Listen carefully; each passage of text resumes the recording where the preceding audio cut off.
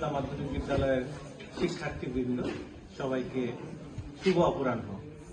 সবাই ভালো আছেন? তবে শুরুতেই কাম ফর হিউম্যানিটিকে ধন্যবাদ জানাই যে এরকম চমৎকার একটি উদ্যোগের জন্য। এখন বর্ষাকাল চলছে।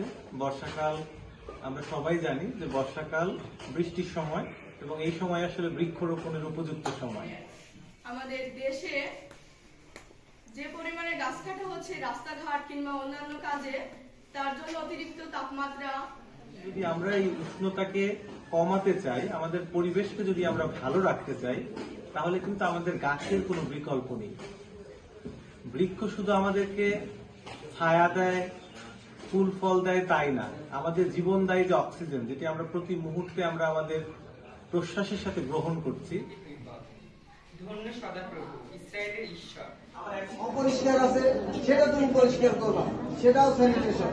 তো এই স্যানিটেশন গুলো আমাদের এখন থেকে এই সংগঠন যেভাবে বলছে, সংগঠনটা যেভাবে বলছে, সেগুলো আমরা নিজেরা নিজ নিজ বাড়িতে, নিজ নিজ জায়গায়, নিজ নিজ বাবা মার কাছে, নিজ নিজ ভাই বোনদের কাছে এগুলো আমরা তাদেরকে বলতে পারি। আপনাদের ক্যাম্পাসে আমরা আসবো, এসে যে আপনাদের যেই কয়জনকে আমরা গাছ দিচ্ছি তাদের কাছে আমরা একটা ফিডব্যাক নিব যে কার কার বাড়িতে গাছটি বেঁচে আছে বা আপনারা বাঁচিয়ে রাখতে সক্ষম হয়েছেন। শুরু করে বিস্তীর্ণ মাঠ, যেখানে কৃষকের জন্য আমরা ফল গাছের ব্যবস্থা করার চিন্তা করেছি।